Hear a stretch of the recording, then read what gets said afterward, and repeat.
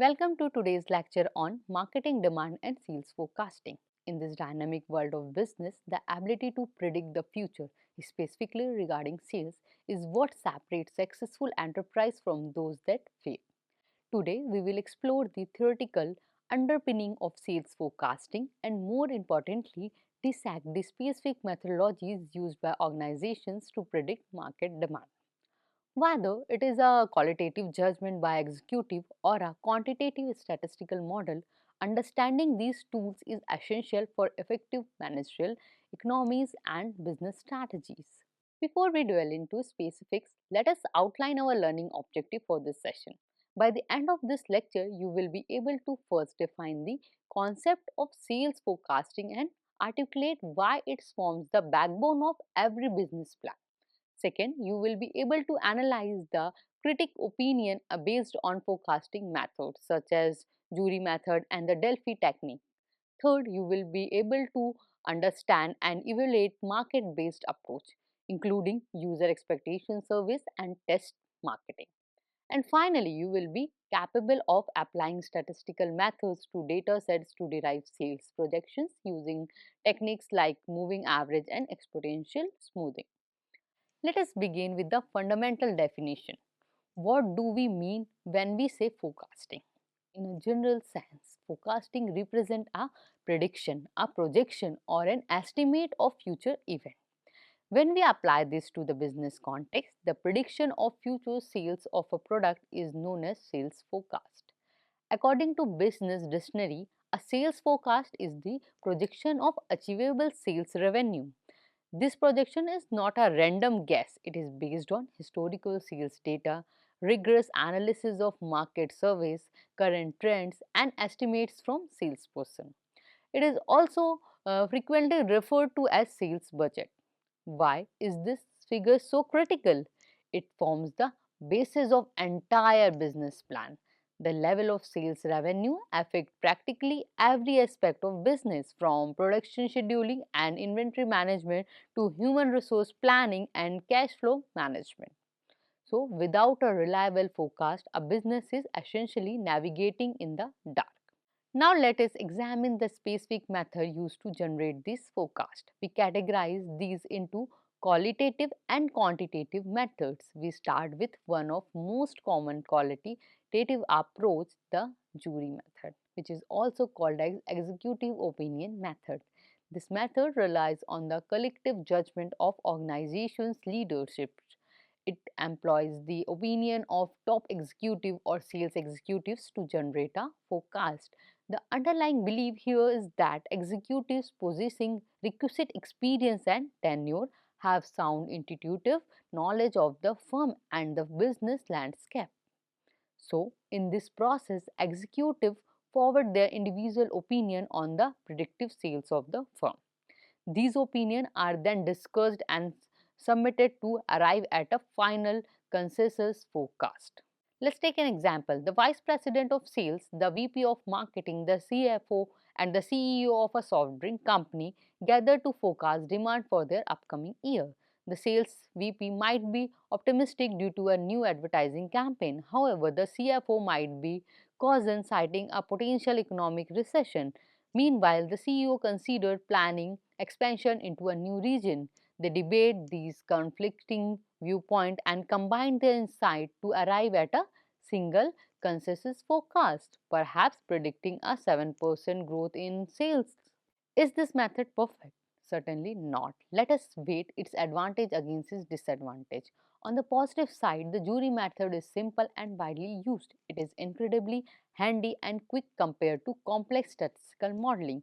Furthermore, it does not strictly require historical statistics, making it useful when data is limited. However, there are significant drawbacks. First, the jury method based on opinion, not necessarily on hard facts. Second, it is heavily dependent on mindset and biases of handful of executives. So, if the group is overly optimistic, the forecast will be skewed. Finally, this judgment often lack granularity.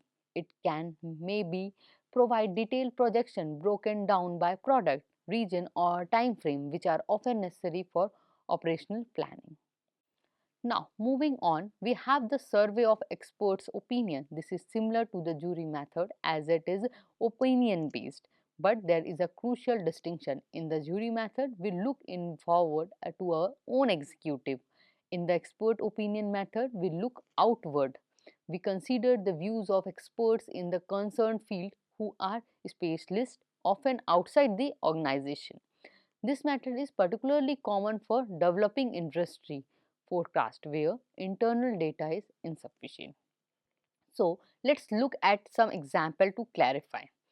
Imagine a small solar panel company that want to invest in a new highly efficient solar cell technology. Since the technology is brand new, the company has no past sales data. They cannot look at last year's number. Instead, they survey external specialists, university researchers, engineers from large manufacturers, and financial analysts covering green energy. They ask these experts to forecast efficiency and market acceptance over the last 5 years. By aggregating these information and opinion, the company gain a reliable industry forecast to guide their investment decision. A more refined and statistical version of the expert opinion method is Delphi technique. This method is designed to be more realistic and unbiased by moving direct interaction, which can sometimes lead to social pressure in group setting. The Delphi technique involves a minimum of 2 rounds of expert comments. There is how it works. Experts are asked to fill out questionnaire with specific questions. They do it anonymously. The facilitator collects these responses and create a summary, identifying common and divergent view. This summary is then feedback to the expert. Now, here is the key part. Experts are encouraged to review their own answers in light of what the other experts said. They can rectify their previous answer or provide justification. In subsequent rounds, difference of opinion usually narrow down and the group converges towards a single consensus point. For example, a pharmaceutical company developing a new gene therapy might use a panel of 20 anonymous doctor and health economists, though repeated round of questionnaire and feedback. They narrow down the range of estimates until they have a solid consensus on the potential market size and adoption rate for the new therapy. Let us shift our focus from top executive and external expert to the people on the ground.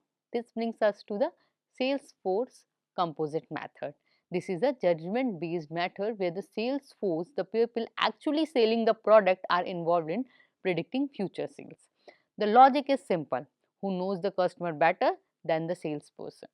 In this method, a territory or a region wise forecast is developed by taking the view of each salesperson. These individual estimates are aggregated to arrive at a corporate level forecast. This resembles the jury method in that it is a judgmental, but it differs significantly in scope. The jury method relies on a few executives. The composite method relies on aggregate judgment of entire sales force. Let's take an example of laptop manufacturer. The national sales manager asks every sales representative to estimate their quarter sales. Representative A forecast 500 units for their region. Representative B forecast 300 and so on. The manager sum these up to create a national demand forecast of 50,000 units. This bottom-up approach ensures that local market nuances are captured in final number. Before we proceed to market-based and statistical method, let us briefly recap the qualitative method we have discussed. We looked at the jury method utilizing internal executive consensus. We examined the expert opinion method utilizing external experts. We explored the Delphi technique, a multi-round internal process to reach consensus. And finally, we discussed the sales force composite, which aggregates estimates from the field. All these methods rely heavily on human judgment and experience. We now move to methods that involve direct interaction with the market. The first of these is the user expectation method, also known as survey of buyer's intention method. Instead of guessing what the customer might do, Why not ask them? This method collects the intent of current user regarding their likely future consumption. These views are submitted to arrive at a aggregate demand figure. The market may use sampling or census. A census gives a better forecast but is often impractical for mass market goods. However, for B2B market, it is excellent. Consider Boeing, the aircraft manufacturer. Their market consists of a limited number of major airlines. Instead of guessing, Boeing conducts a census. They contact the flight planning department of every major airlines and ask their specific purchasing intention for the next 5 years. By summing these specific intention, Boeing create a high accurate production forecast. Next, we have the market share method. Market share is simply the percentage of total sales in a given market that a specific company capture. To use this method, a company follow a two-step process. First, they determine the total industry forecast. How much will be sold by everyone combined? Second, they apply their estimate market share to that number to find the company forecast. Determining the future market share requires analyzing market audits, companies' trend, past sales, and competitors' plan. It is a reliable method but requires high intelligence gathering.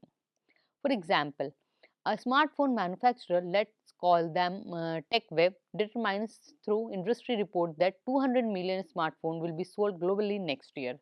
TechWaves then analyze its own position, a strong brand loyalty, and a new market campaign and predict it can capture 10% of market. Therefore, their sales forecast is simply match 10% of 200 million, which is equals to 20 million unit.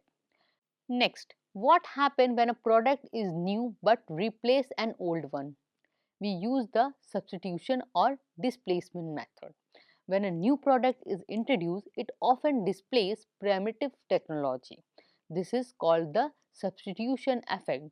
To forecast demand here, we first forecast the demand for the existing product.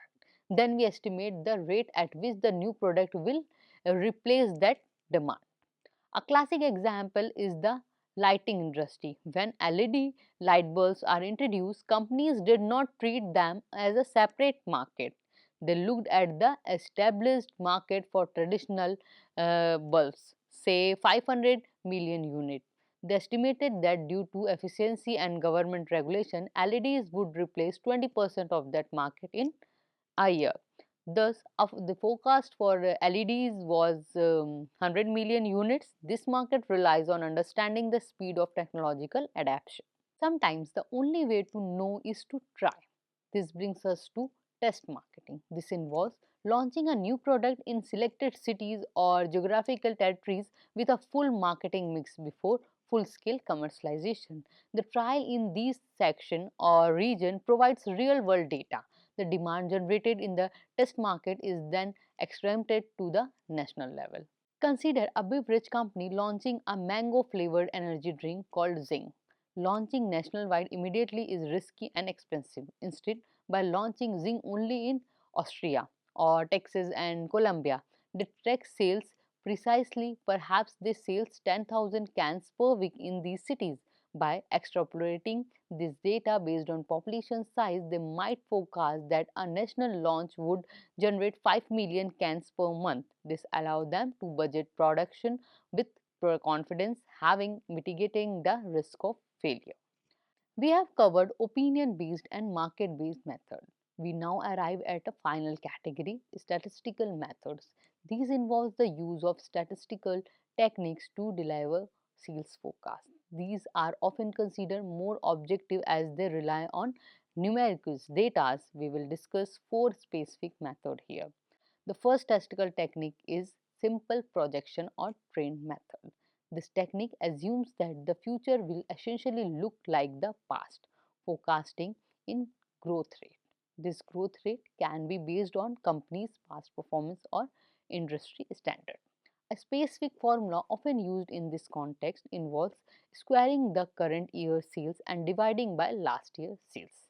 Let's apply this to a local coffee shop. Last year's sales were $1 lakh. Current year sales are $1,20,000.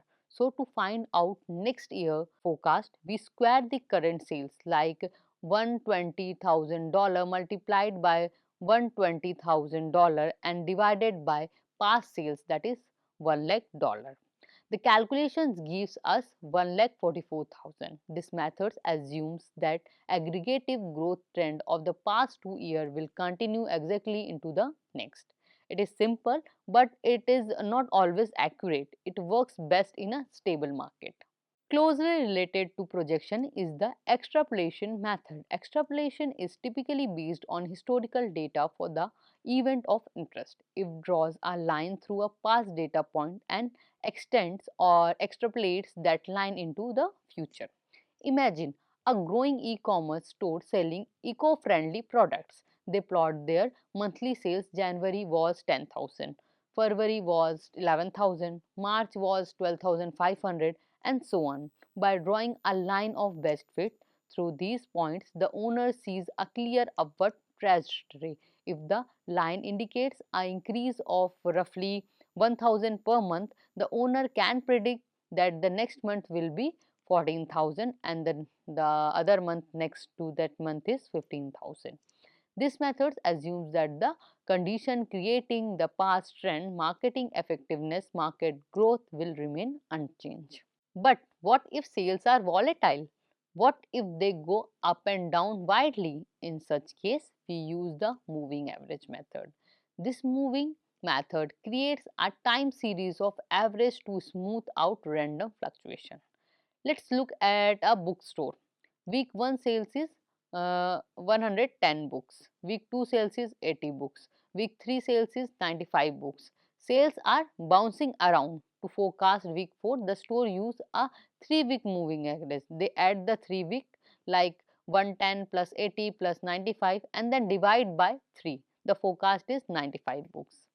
Now, suppose week 4 actual sales are 105. To forecast week 5, we move the average. We drop week 1 and add week 4. So, the calculation is 80 plus 95 plus 105 divided by 3, resulting in a forecast of 93 books. This technique constantly update using the most recent data to provide a stable short-term forecast.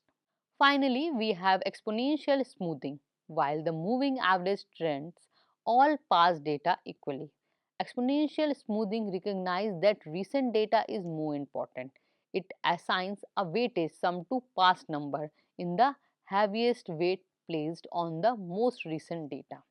Consider a bike repair shop. Last week forecast was 30 customers. Last week's actual number was 35 customers. The shop uses a smoothing constant alpha of 0.3. This means they want to give 30% weightage to the new reality, the 35 customer, and 70% weightage to their historical model, the 30 customer. Now, the formula is alpha times actual sales plus 1 minus alpha times old forecast. So, 0.3 times, that is 35, plus 0.7 times 30. This equation is 105 plus 21, resulting in a forecast of 31.5 customers. Notice what happened. The forecast moved from 30 to 31.5. It was pulled towards the recent high demand of 35, but not all the way. It smooths the data while reacting to trends. Let us recap the statistical method. We have simple projection and extrapolation, which assumes that past trends will continue linearly into the future.